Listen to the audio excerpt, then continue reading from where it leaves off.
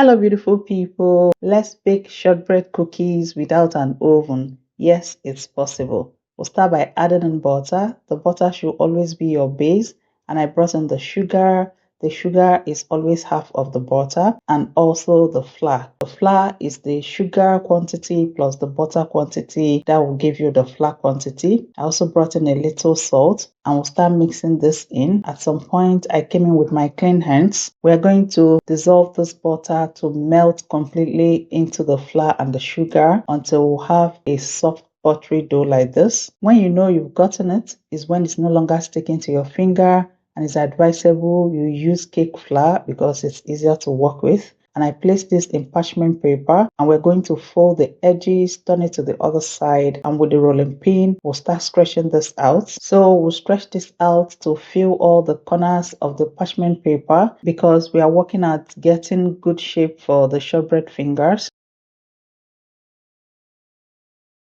So I'll send this to the fridge for up to 30 minutes to solidify the butter. You can also keep this in a cool place. Here we'll remove the parchment paper, and with the help of the ruler we are going to try to get exact measurements for each shortbread cookie. This is one of the easiest biscuits you can make in your kitchen in minutes, and it tastes so good. You can also use any cookie cutter for this, but I'm looking at getting the shortbread fingers, and with a fork we are going to prick this. You have to gently prick this so that it doesn't break the dough.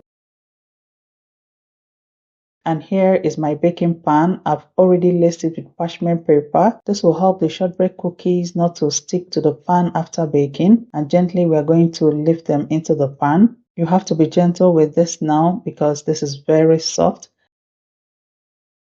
And the other remnants, I'm going to bring it together and form a circle dough.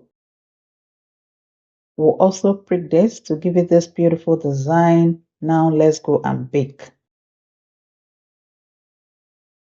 Please, we are not using high heat for this. You have to use very low heat. When you're baking with the pot, you use very low heat. And I brought in the stove stand. This will give the baking pan an elevation. You can also bring in sand or empty metal container, and just like you preheat an electric oven, we'll preheat this for 3 minutes and make sure the cover of your pot does not have any hole vents. After 3 minutes, please wear your protective gloves because this is very hot at this time. And we'll bring in the cookies, and again we'll cover the pot tightly and bake between 40 to 45 minutes. By 40 minutes, you could already perceive the aroma, but by me looking at it, it still feels as if it's not well baked. As long as it has started browning by the sides, it's ready. Try not to poke at this because it's still very soft at this time. And here is my pot. It's not burnt. It never gets burnt. We'll allow this to cool for at least 20 minutes before separating it. The more this cools, the more it firms up. I hope you learned a thing or more from this video. Remember, a Glory Homemaker will give you value for your time. I always say that homemade recipes are the best, and every meal is possible in your kitchen. Let not having an oven stop you from baking anything in your kitchen. This tastes so good. You'll be amazed you made this in your kitchen with so much ease. When this is completely cooled,